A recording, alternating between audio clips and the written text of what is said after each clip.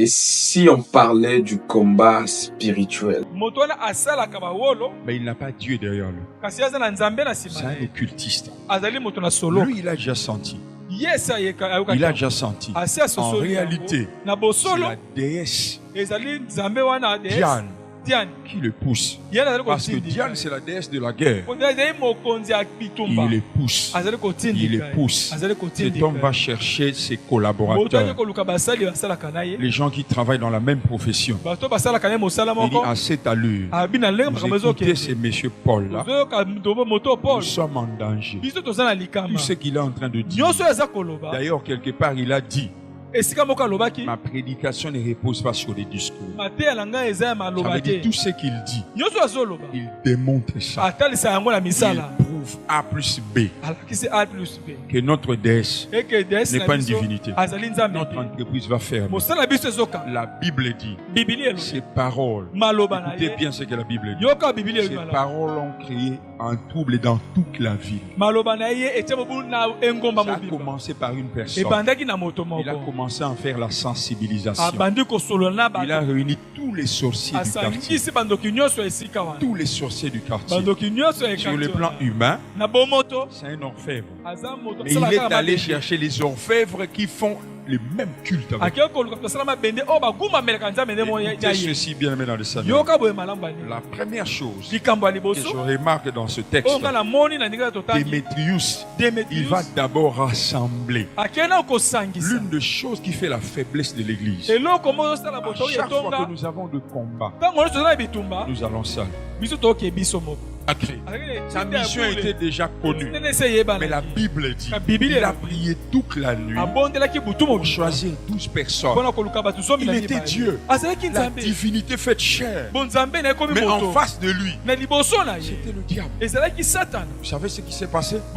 La Bible dit qu'il a prié toute la nuit. En Orient, chez nous, la nuit, c'est de 0h à 6h. En Orient, c'est de 18h à 6h. Là-bas, on parle de veille. La première veille commence de 18h à 21h. La deuxième veille commence de 21h à 0h. La troisième veille commence de 0h à 3h. Et la quatrième veille commence de 3h à 6h. Ça veut dire que Jésus a prié de 18h à 6h. Il a prié pendant 12 heures. Il a prié pendant 12 heures pour choisir 12 disciples. C'est-à-dire qu'il a prié 1 heure pour chaque disciple. Pour chaque disciple, il a pris 1 heure.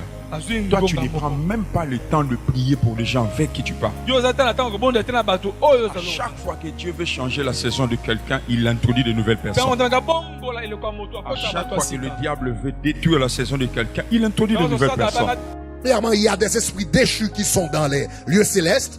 Il y en a d'autres qui sont sur la terre. Et il y en a d'autres qui sont en dessous de la terre, qui sont dans la mer, qui occupent en réalité 3 sphères, exactement comme je viens de vous dire. Si vous comprenez bien ce que je viens de vous expliquer, vous allez comprendre 2 versets de la Bible, 2 versets très importants. Premièrement, Exode chapitre 20, le verset 3. L'Éternel leur dit, tu n'auras pas d'autre Dieu devant ma face, et tu ne feras point d'image taillée, ni de représentation quelconque. Premièrement, des choses qui sont en haut dans les cieux. Deuxièmement, qui sont en bas sur la terre.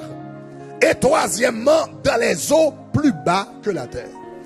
Il était en train, ici, Dieu parlait des esprits qui occupent les lieux célestes, la terre et la mer. Est-ce que ça va jusqu'à présent?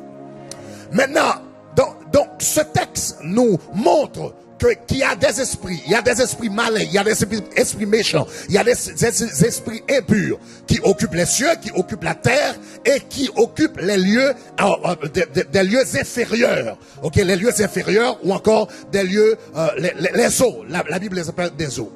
Donc, Philippiens chapitre 2, en Philippiens chapitre 2, il y a un texte très très fort parlant de la mort, parlant de l'humiliation de Jésus-Christ. La Bible dit, c'est pourquoi il l'a souverainement élevé. Et il lui a donné un nom au-dessus de tout nom, afin qu'au nom de Jésus, tout genou fléchisse dans les cieux, sur la terre et sous la terre. Cela veut dire, au nom de Jésus, tous les démons dans les lieux célestes fléchissent. Au nom de Jésus, tous les démons sur la terre fléchissent. Au nom de Jésus, tous les démons marins, les démons dans les profondeurs des eaux fléchissent. Que quelqu'un dise ici, Jésus